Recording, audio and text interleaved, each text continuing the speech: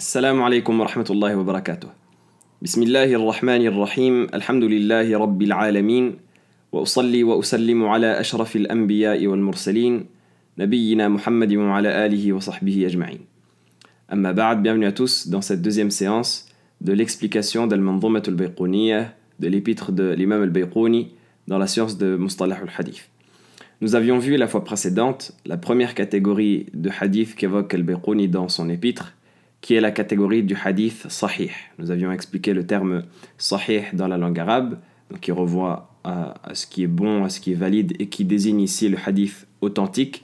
Et nous avions défini ce terme dans la terminologie de la science de Mustalah al-Hadith, en disant qu'un hadith authentique, un hadith sahih, était le hadith qui rassemblait 5 conditions.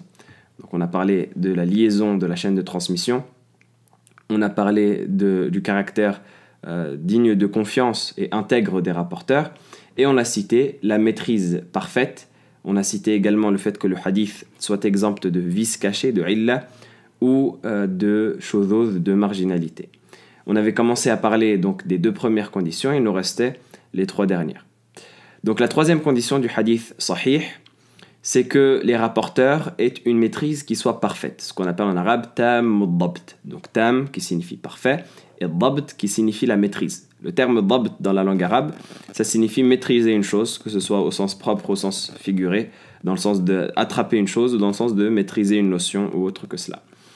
Donc ad-dabt ici, ça signifie la maîtrise parfaite, de sorte à ce que la personne soit pleinement consciente de ce qu'elle rapporte, et qu'elle le connaisse, qu'elle l'apprenne, et qu'elle ne soit pas insouciante vis-à-vis de ce qu'elle rapporte. Donc, qu'est-ce que c'est que ad-dabt? C'est an yakuna ar-rawi mutayaqqidan ghayra mughaffalin. C'est que le rapporteur soit éveillé, conscient vis-à-vis de ce qu'il rapporte, et qu'il ne soit pas insouciant. On va expliquer cela en détail. Al-Iraqi rahimahullah ta'ala, il mentionne cela en disant dans sa Alfiya: ajma'a jumhur a'immati al-athar wal fiqh fi qabul naqil al-khabar bi an yakuna dabitan معدلا أي يقظا أي يقظا ولم يكن مغفلا يحفظ إن حدث حفظا يحوي كتابه إن كان منه يروي. Donc l'Iraqi rahimahullah, il cite ces conditions qu'on a citées en disant que أجمع جمهور أئمة الأثر, l'ensemble des savants du hadith, de l'athar, sont en consensus, ainsi que les savants du fiqh, dans l'acceptation de ceux qui nous transmettent des récits, qu'ils soient dabit et mu'addal. Donc qu'ils soient dabit, qu'ils maîtrisent son récit, et qu'ils soient mu'addal, c'est-à-dire qu'ils soient dignes de confiance. Ça, on en a déjà parlé. Qu'est-ce que ça veut dire dabit? L'Iraqi l'explique: ay yaqidan, ay yaqudan, les 2 versions sont possibles. C'est-à-dire qu'il soit éveillé, qu'il soit conscient, qu'il ait la pleine connaissance de ce qu'il rapporte, et qu'il ne soit pas insouciant vis-à-vis de ce qu'il rapporte. Donc qu'il soit conscient, c'est-à-dire qu'il ait en tête et qu'il soit connaisseur de ce qu'il rapporte, et qu'il ne soit pas insouciant, c'est-à-dire qu'il ne soit pas par exemple endormi, ou qu'il ne soit pas sujet à l'oubli. Parce que s'il est endormi ou s'il est sujet à l'oubli, eh bien il peut mélanger entre le vrai et le faux, ou rajouter des choses qui sont fausses, ou enlever des choses qu'il aurait dû rapporter, etc. Et donc ça enlève de cette maîtrise-là. Et ensuite il définit les catégories de dabt. Donc il faut savoir qu'il y a 2 catégories de dabt. Il y a ce qu'on appelle dabtu kitab et dabt sadr. Dabtu kitab et dabtu sadr. La maîtrise dans la mémoire, ce qu'on appelle Dabtul Sadr, et la maîtrise vis-à-vis de son livre, ce qu'on appelle Dabtul Kitab. Et ce parce qu'il y a 2 manières de transmettre. On peut transmettre le hadith de sa mémoire, si on l'a appris par cœur, donc on le transmet de sa mémoire, comme on peut le transmettre à partir d'un livre duquel on aura reçu le hadith et dans lequel on l'aura consigné. Et dans les 2 cas, il faut avoir la pleine maîtrise du récit que l'on transmet, qu'on le connaisse par cœur ou pas. Si on le connaît par cœur, qu'est-ce que c'est que la pleine maîtrise? Donc qu'est-ce que c'est que la pleine maîtrise de cette première catégorie-là, qui est la mémorisation? Eh bien, les savants disent que c'est أن يثبت ما سمعه بحيث يتمكن من استحضاره متى شاء.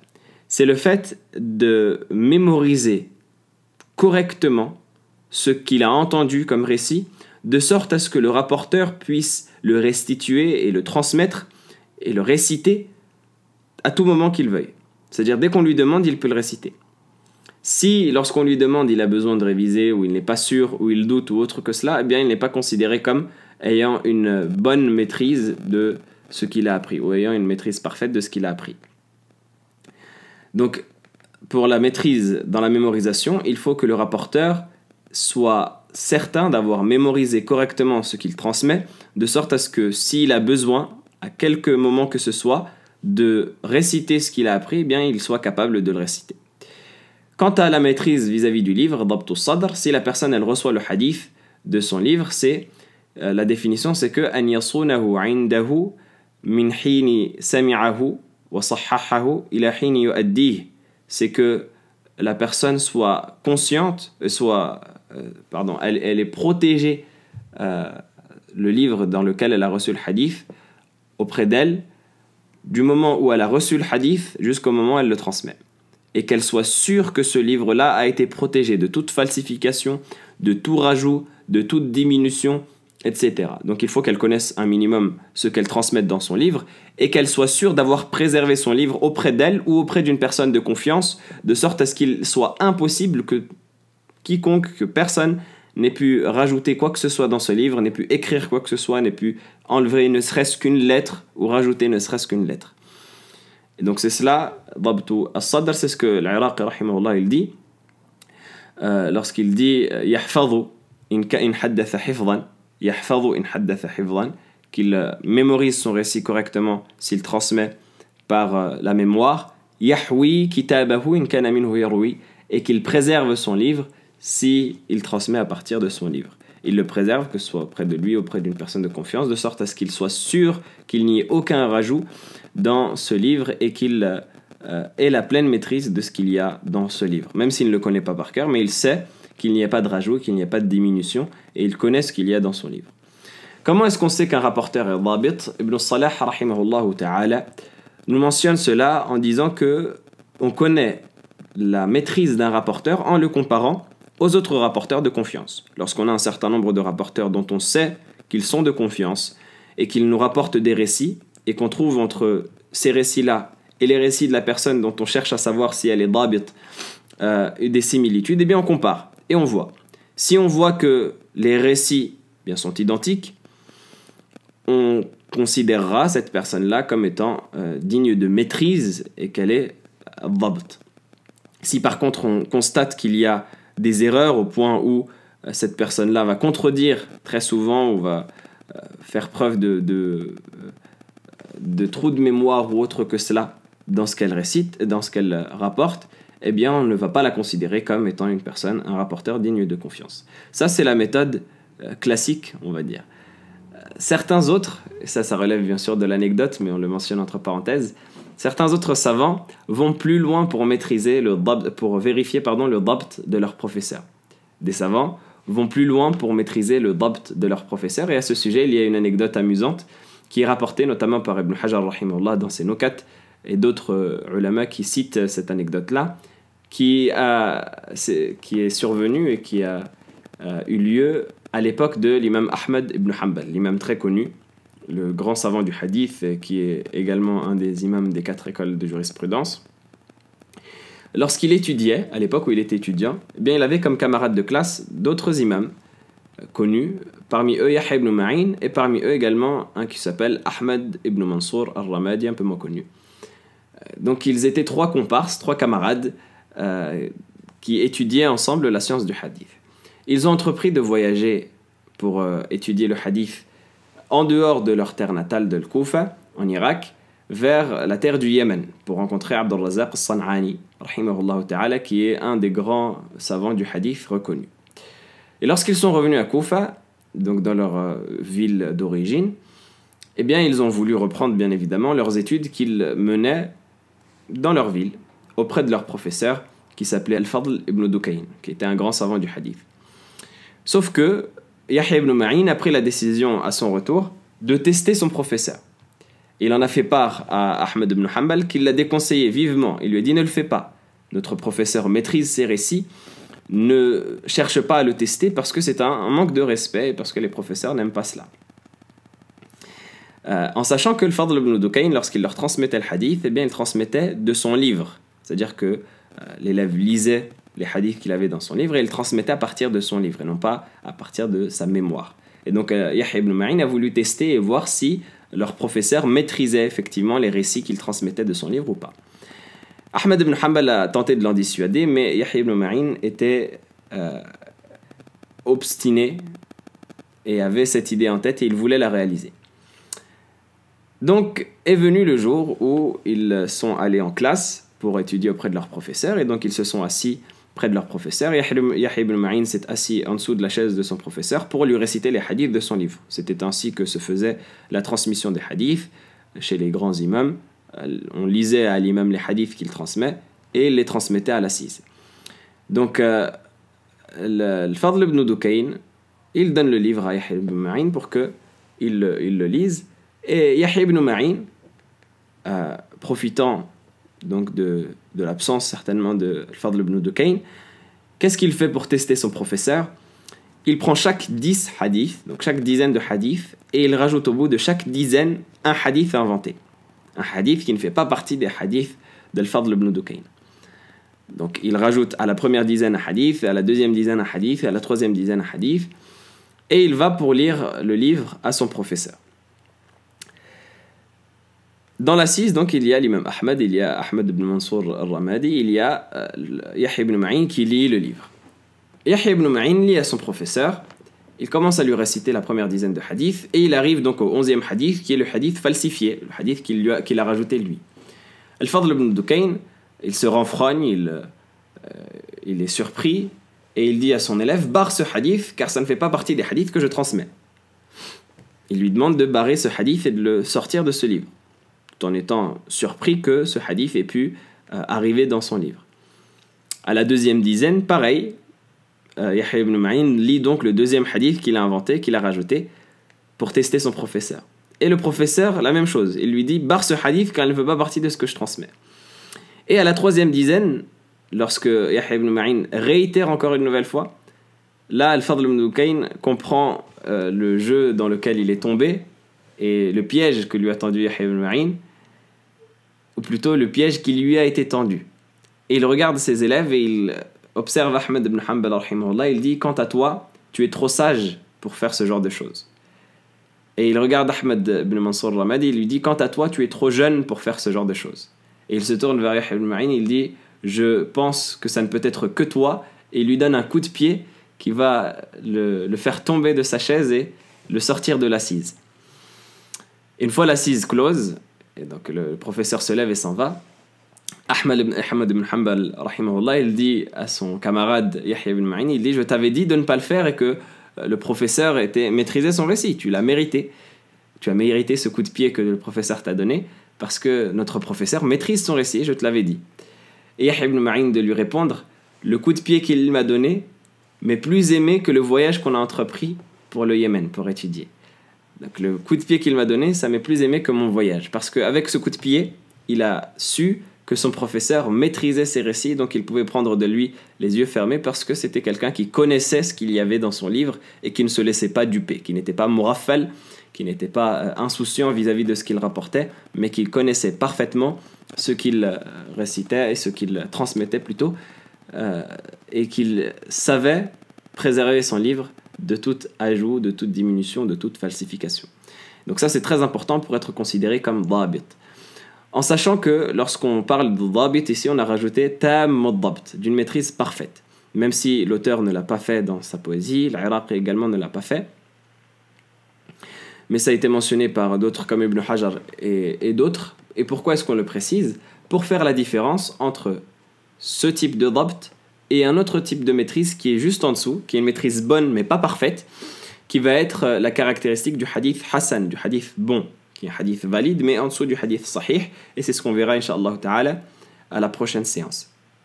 Donc le tam ad-dabt, la maîtrise parfaite, eh bien l'objectif de ce de cette condition qu'on rajoute en citant le mot parfait, c'est que justement ça caractérise le sahih, ça caractérise le hadith sahih, et ça ne sorte pas vers d'autres catégories qui puissent être en dessous, comme le hadith hasan, ou alors si bien évidemment la maîtrise est absente, le hadith da'if, le hadith faible. Donc pour le hadith sahih, pour qu'un hadith soit considéré comme sahih, il faut que la maîtrise soit parfaite, et plus la maîtrise sera bonne, plus la maîtrise sera excellente, et plus on montera haut dans la valeur de la chaîne de transmission. C'est pour cela que le hadith qui est transmis par les grands imams, comme on a mentionné la dernière fois, il n'a pas la même valeur que le hadith qui est transmis par des gens qui sont de confiance, mais qui sont en dessous de leur valeur. On a cité la dernière fois que Silsilatu Dhahab, donc la chaîne de transmission en or, qui est considérée, comme le cite Al-Bukhari et d'autres, comme étant la chaîne de transmission la plus authentique, même si on a cité qu'il ne fallait pas rentrer dans cela. Mais cette chaîne de transmission qui est Malik selon Nafi' selon Ibn Umar, bien, elle est composée de grands imams. Et donc bien évidemment, elle ne vaut pas la même chose qu'une chaîne de transmission qui va être en dessous, composée de personnes qui ne sont pas des imams, mais des rapporteurs de confiance. Surtout si de Malik rapporte Shafi'i, et de Shafi'i rapporte Ahmad. Comme on a dit, on a cité des vers de l'Iraqi, lorsqu'il dit وقد خاض به قوم فقيل مالك عن نافع بما رواه الناسك مولاه واختر حيث عنه يسند الشافعي قلت وعنه أحمد.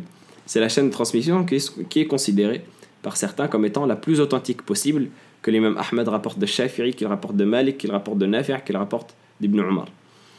Donc évidemment, plus la maîtrise va être élevée, et plus le hadith aura une valeur, et plus il sera haut dans les catégories du hadith sahih, du hadith authentique. Donc cette maîtrise-là, elle est extrêmement importante pour être considéré comme étant un rapporteur de confiance. Vient ensuite la quatrième condition, qui est le fait que le hadith n'est pas de shudhudh, il ne soit pas marginal, ce qu'on traduit par marginal. Qu'est-ce que ça signifie que ash-shudhudh? Ash-shudhudh, ce qu'on pourrait également traduire par un vice d'irrecevabilité, c'est le fait que dans la langue arabe, déjà tout d'abord, la définition du terme shadh dans la langue arabe, c'est toute chose qui va être marginale, toute chose qui va être écartée du groupe, écartée de la droiture, que ce soit une idée, que ce soit une personne ou autre que cela. Lorsqu'une personne elle va être marginale, elle va se séparer, elle va s'isoler, elle va s'écarter du groupe, on va l'appeler ash-shadh, ou qu'une idéologie va s'écarter de l'idéologie commune ou de l'idéologie reçue, eh bien on va l'appeler shadh. Donc ash-shadh, c'est ce qui s'écarte et qui se marginalise et qui s'isole. Ici le hadith shadh, c'est dans la définition, dans la terminologie du hadith, ma khalafa fihi al-thiqa man huwa awthaq minhu aw man huwa aqwa minhu.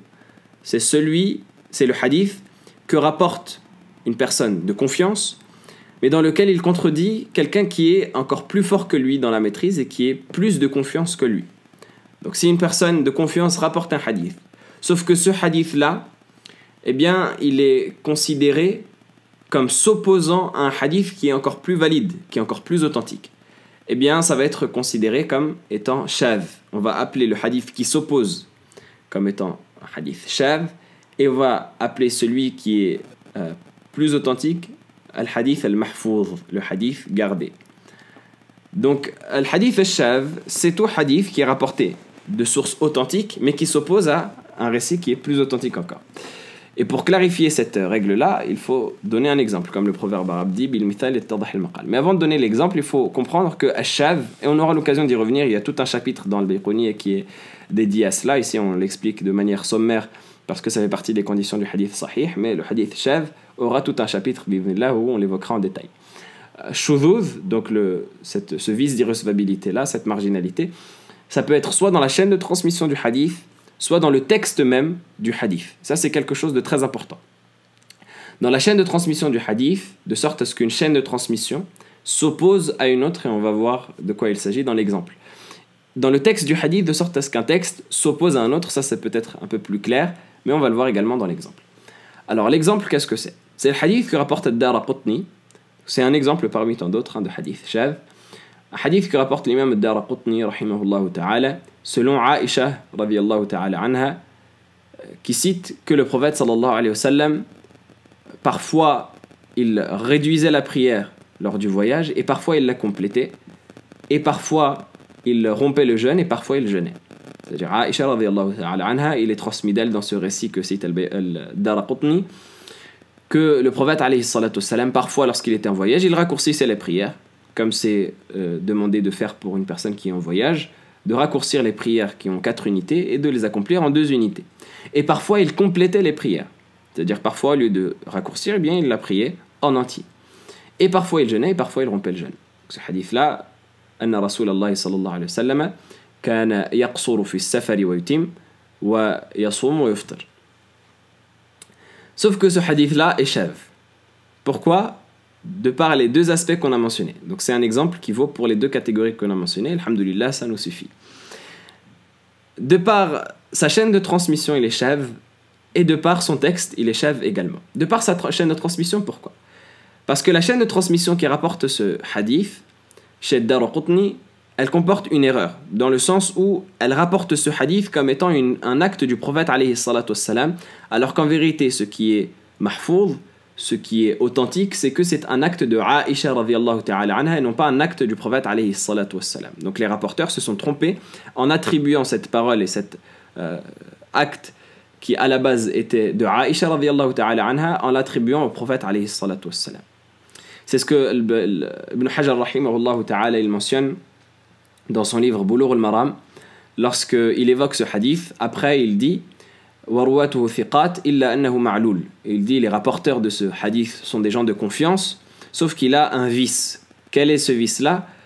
C'est le fait que, en vérité, ça fait partie des actes de Aïcha. وَالْمَحْفُوظُ عَنْ عَائِشَةَ رَضِيَ اللَّهُ تَعَالَى عَنْهَا أَنَّهُ مِنْ فِعْلِهَا.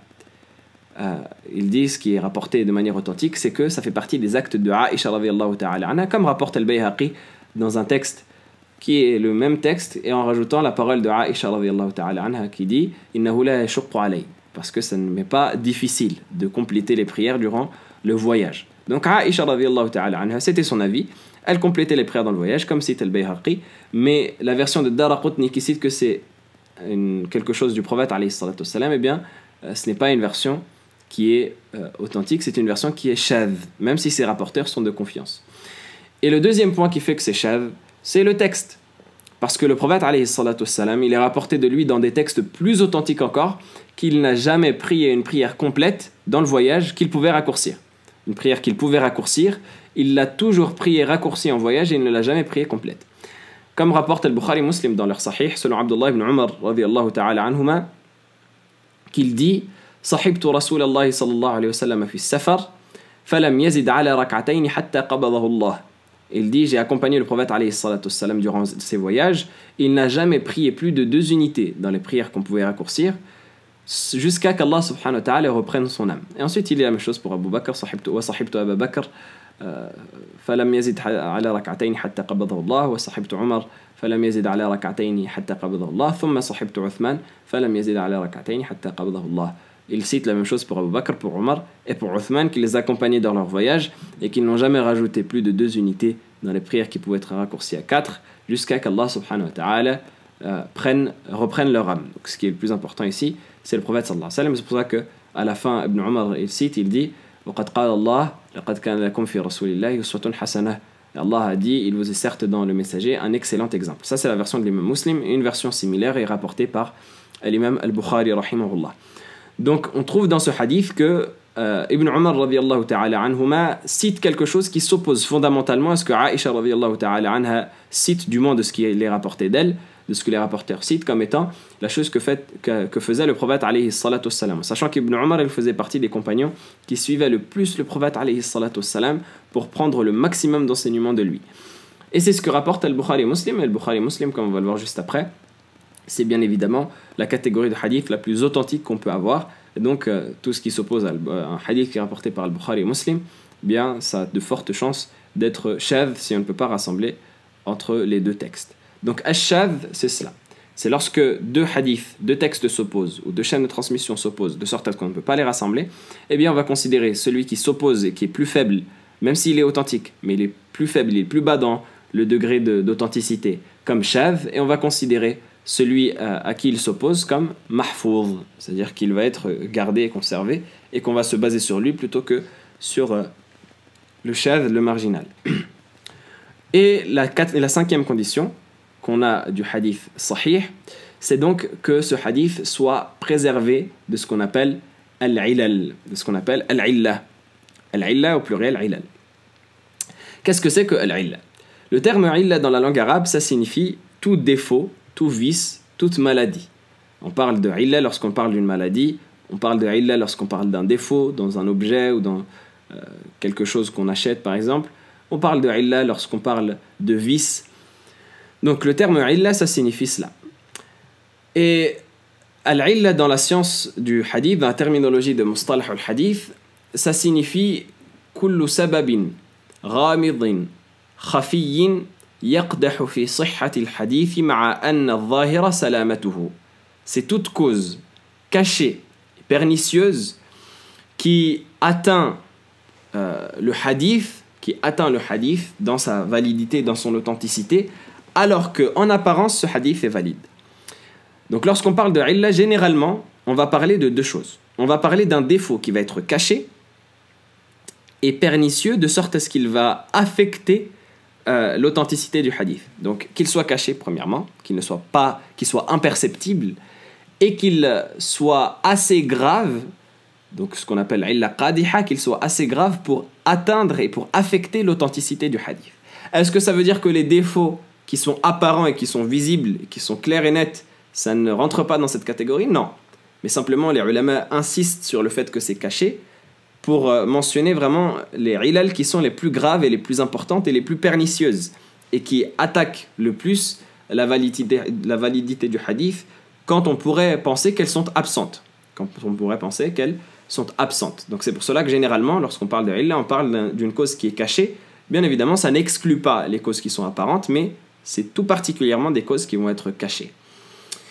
Et ça, le fait qu'elle soit cachée et le fait qu'elle soit grave, ça fait que la science des ilal, la science des défauts du hadith, c'est une des sciences les plus illustres dans la science du hadith. Au point où Ibn Salah, rahimahullah ta'ala, il disait « I'lam anna ma'rifata ilal al-hadith min ajalli ulumi al-hadith wa adaqqiha wa ashrafiha wa la yadtali'u lahu illa ahlu al-hifdhi wal-khibrati wal-fahmi al-thaqib » Il disait, rahimahullah ta'ala, dans les paroles qui sont rapportées dans son livre Ulum al-Hadith, il disait, sache que la connaissance des défauts des hadiths, des ilal, fait partie des plus illustres sciences du hadith, ainsi que des plus pointilleuses, des plus précises et des plus nobles des sciences du hadith.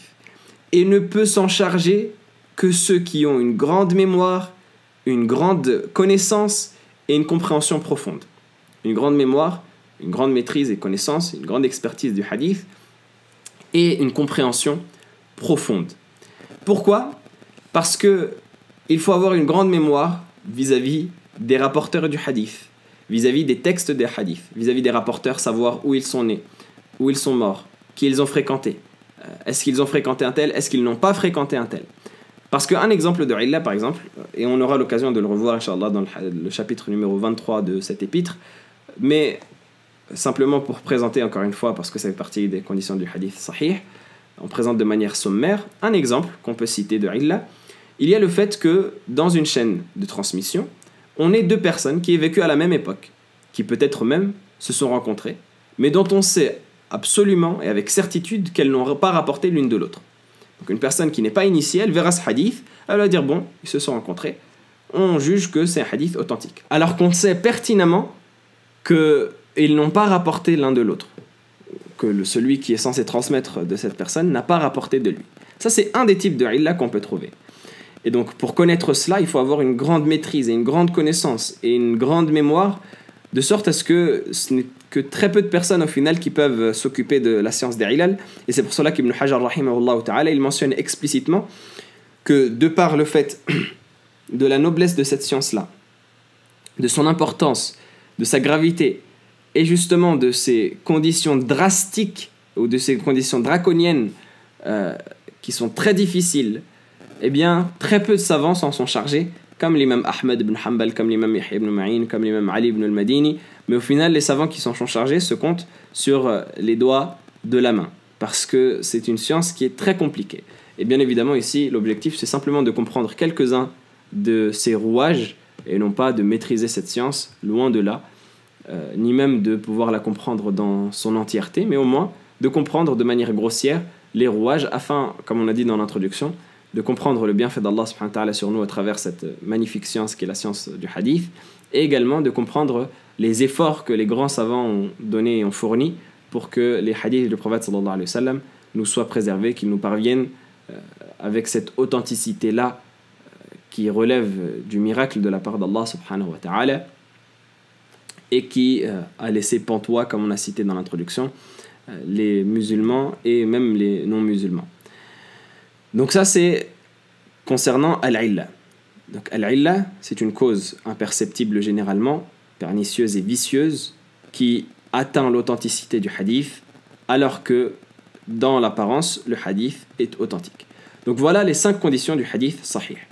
On répète, c'est premièrement que la chaîne de transmission soit liée du début jusqu'à la fin, qu'elle soit liée de rapporteurs qui sont considérés comme étant dignes de confiance, qui sont adil, qui ont ce qu'on appelle l'adala, l'intégrité pleine, qui soient dotés d'une maîtrise parfaite, que ce hadith-là ne soit pas marginal et ne s'oppose pas à plus authentique, et qu'il n'ait pas de vice caché qui pourrait affecter son authenticité. Maintenant qu'on a défini le hadith sahih, il faut terminer en citant que ce n'est pas tout hadith sahih, tous les hadiths sahih ne se valent pas. Ce n'est pas tout hadith sahih qui est au même rang que les autres hadiths sahih. Je m'explique. Il faut savoir qu'il y a une hiérarchie même dans le hadith sahih. Maintenant qu'on a compris ce que c'est que le hadith sahih en lui-même, il faut qu'on comprenne les sources du hadith sahih et le fait que les sources du hadith sahih ne se valent pas entre elles. En effet, comme on a mentionné précédemment, on ne peut pas comparer un hadith qui nous est parvenu d'imams qui sont des sommités dans la science, qui sont des montagnes de science et dont on sait pertinemment, et sans même qu'il n'y ait besoin de preuves à cela, l'intégrité, à un hadith qui va être authentique, qui va être rapporté de personnes de confiance, mais qui n'auront pas ce degré-là dans l'imama et dans la science que ces imams ont. Ça c'est logique. C'est pour cela que les ulama rahimahumullah ta'ala ont distingué 7 degrés du hadith sahih. Donc 7 degrés du hadith sahih, allant du plus sahih au moins sahih, même si, bien évidemment, ils sont tous englobés dans cette catégorie-là du hadith sahih. Donc 7 degrés du hadith authentique. Le premier, c'est ce que rapportent Al-Bukhari et Muslim. Ce que rapportent Al-Bukhari et Muslim dans leur sahih, eh bien, c'est considéré comme étant le type le plus authentique de hadith. Ensuite, c'est ce que rapporte Al-Bukhari. On va y revenir, Inch'Allah ta'ala, en détail. On cite simplement les 7 catégories, ensuite on y revient en détail. C'est ce que rapporte Al-Bukhari en deuxième position. Troisième position, ce que rapporte Muslim, seul.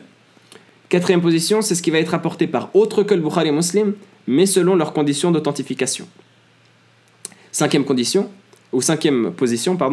c'est ce que rapporte autre que le Bukhari et Muslim, mais selon les conditions d'authentification d'Al-Bukhari. Sixième position, c'est ce que rapporte autre que le Bukhari et Muslim, mais selon les conditions d'authentification de Muslim. Et septième position, c'est ce que rapporte autre que le Bukhari et Muslim, mais qui est sahih sans être selon les conditions de Al-Bukhari et Muslim. C'est ce que rapporte Al-Iraqi rahimahullah dans sa Alfiya, dans son célèbre épître, lorsqu'il dit وَأَرْفَعُ الصَّحِيحِ مَرْوِيُّهُمَا ثُمَّ الْبُخَارِيُّ فَمُسْلِمٌ فَمَا شَرْطَهُمَا حَوَى فَشَرْطَ الْجُعْفِ فَمُسْلِمٍ فَشَرْطَ غَيْرٍ يَكْفِي. Il dit la catégorie la plus authentique de hadith, c'est ce que rapporte Al-Bukhari et Muslim, etc., etc. Il mentionne tout ce qu'on a cité mais dans sa poésie, dans sa célèbre Alfiya. Donc la première catégorie qui est ce que rapporte Al-Bukhari et Muslim. Tout hadith qui va être rapporté à la fois par Al-Bukhari et par Muslim va être considéré comme la catégorie la plus authentique de hadith qu'on aura. Et c'est nommé un hadith muttafaqun alayh, un hadith unanimement reconnu authentique, lorsque Al-Bukhari et Muslim rapportent le même hadith du même compagnon, comme cite Ibn Hajar rahimahullah ta'ala. Donc lorsque Al-Bukhari et Muslim rapportent le même hadith du même compagnon, eh bien c'est le hadith le plus authentique qu'il peut avoir et il est muttafaqun alayh, il est unanimement reconnu authentique. Pourquoi ? Parce que Al-Bukhari et Muslim, ce sont les 2 livres les plus authentiques après le Coran. Ça, c'est à l'unanimité des musulmans. Et toute personne qui tergiverse à propos de cela, elle a un problème dans sa foi.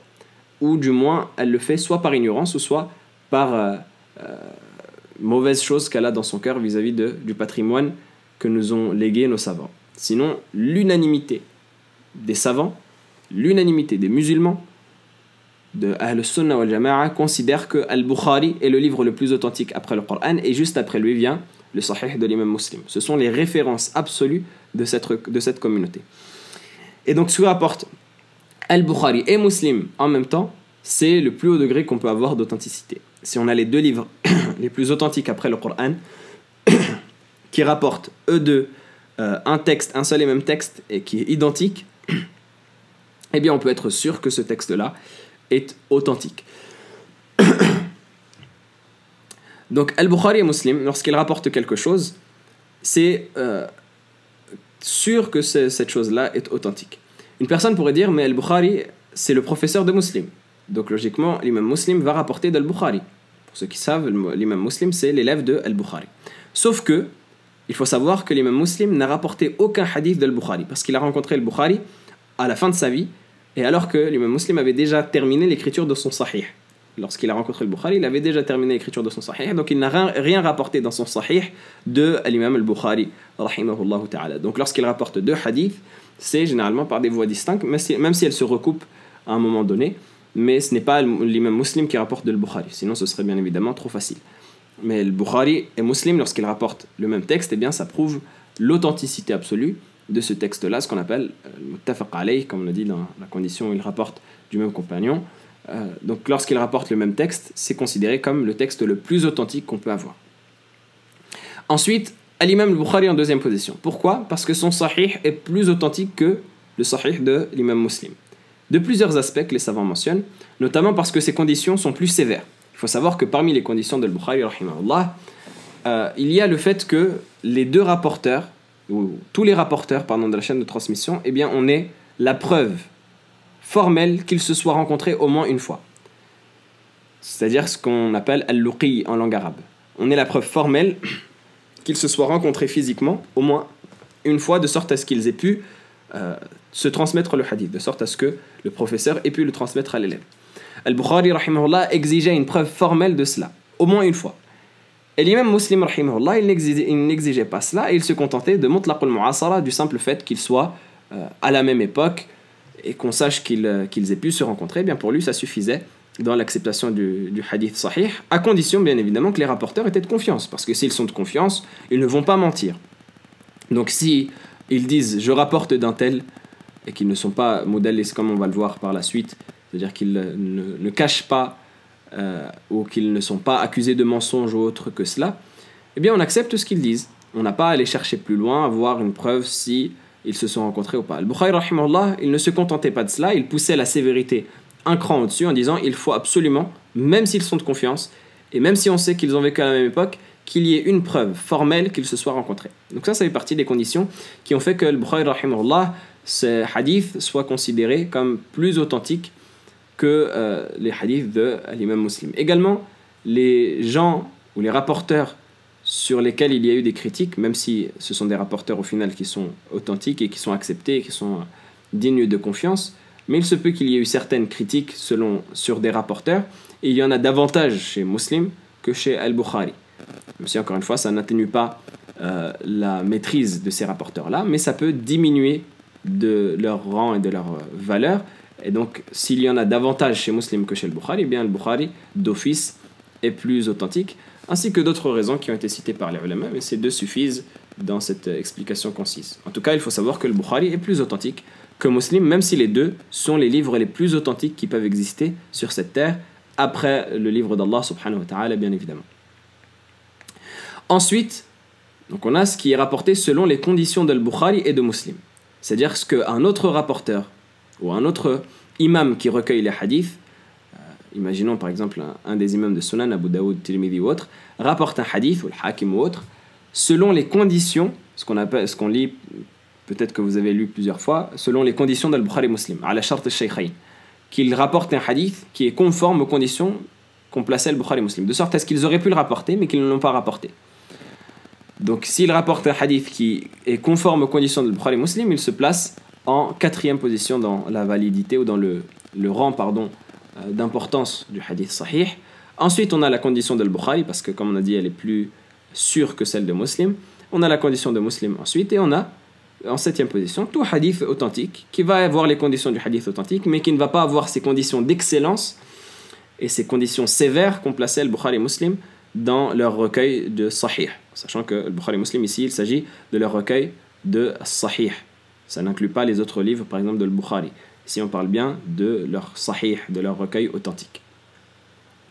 Donc ça nous montre que le hadith a des degrés d'importance et a des degrés, même à l'intérieur du hadith sahih, on a des degrés qui montrent que les hadiths sahih vont être plus importants les uns que les autres en fonction de s'ils sont rapportés par tel ou tel imam qui est connu pour sa maîtrise ou autre que cela. Donc on clôture avec cela le chapitre du sahih, du hadith sahih, où on fait une très brève révision. Donc on a cité Ittisal al-Sanad, la liaison de la chaîne de transmission, la maîtrise du rapporteur, le fait que les rapporteurs soient dignes de confiance, ce qui s'appelle adala, le fait que le hadith soit exempt de vices d'irrecevabilité, de shudud, ainsi que de défauts cachés, de illa, et que on a cité également que les degrés du hadith sahih sont au nombre de 7, ce que rapporte le Bukhari Muslim, ce que rapporte le Bukhari, ce que rapporte Muslim, ce qui est rapporté selon leurs conditions à eux deux, ce qui est rapporté selon la condition de Bukhari, ce qui est rapporté selon la condition de Muslim, et ce qui est sahih mais qui n'est pas selon la condition ni de Bukhari ni de Muslim. Wallahu a'lam, wa sallallahu wa sallam barik ala nabiyyina Muhammad wa ala alihi wa sahbihi ajma'in. Alhamdulillahi rabbil alamin. Wa jazakumullahu khayran. Assalamu alaikum wa rahmatullahi wa barakatuh.